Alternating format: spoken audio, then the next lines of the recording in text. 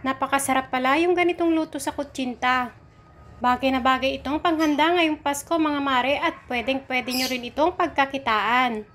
Napakamura lang ng mga sangkap at napakadali din itong gawin. Sigurado akong kikita kayo dito kung gagawin nyo itong pangnegosyo. Tara, samahan nyo ako hanggang dulo. Kailangan lang natin dito ng 1 cup ng all-purpose flour, 1 cup ng cassava flour, at 1 cup ng brown sugar. Maglalagay din tayo dito ng 1 teaspoon ng atsuete powder at 3 cups ng tubig. At halu-haluin lang natin ito hanggang sa matunaw na lahat yung ating mga ingredients. Pag nahalo na natin siya ng mabuti, maglalagay na tayo dito ng 1 spoon ng lye water. Ganito yung itsura niya sa mga hindi pa nakakalam or pwede rin naman kayo magtanong-tanong na lang. At para mas maging pino yung ating mixture ay sasalain lang natin ito ng isang beses. At pag may makita kayong bula-bula sa ibabaw ay tanggalin nyo lang ito. Kagaya ng ginagawa ko. Yan, iset aside muna natin. Gagamit lang ako dito ng small llanera. Bali 5 piraso itong gagamitin natin. Igigrease lang natin ito ng konting oil para kapag naluto na siya ay hindi na tayo mahirapang mag-unmold. Paalala lang po, bago nyo ibuhos sa inyong mga llanera, ay hahaluin nyo muna ito ulit. At dapat po ay kumukulo na yung inyong tubig sa steamer. Ayan, ilagay na natin agad. At i-steam lang natin ito sa saktong hina lang ng apoy ng mga 30 minutes.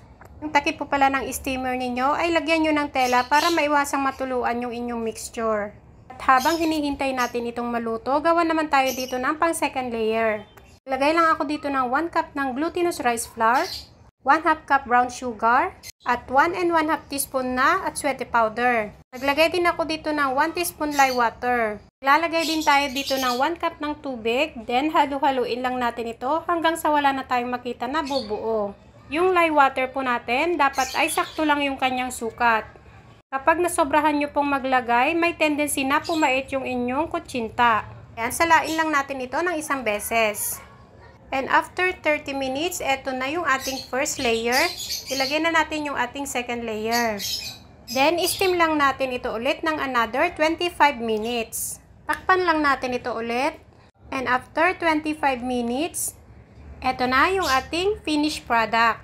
Ngayon lang ako nakatry nito mga mare. Ang sarap pala niya kaysa yung pangkaraniwang kutsinta lang. Lalo na kapag binudburan mo pa ito ng kinayod na nyug. Tapos, partneran mo ng mainit na kape. Oh, perfect! Yung complete recipe po natin, ilalagay ko na lang po ulit sa ating comment section box. At kung nagustuhan ninyo ang ating merienda kakanin recipe ngayon, pwede pong palike and share din. Mag-comment po kayo sa baba kung taga saan kayo para ma-shoutout ko po kayo sa susunod ng ating video. Shoutout nga po pala sa ating mga minamahal na OFW. Mag-iingat po kayo palagi. Maraming salamat po sa panonood. Bye!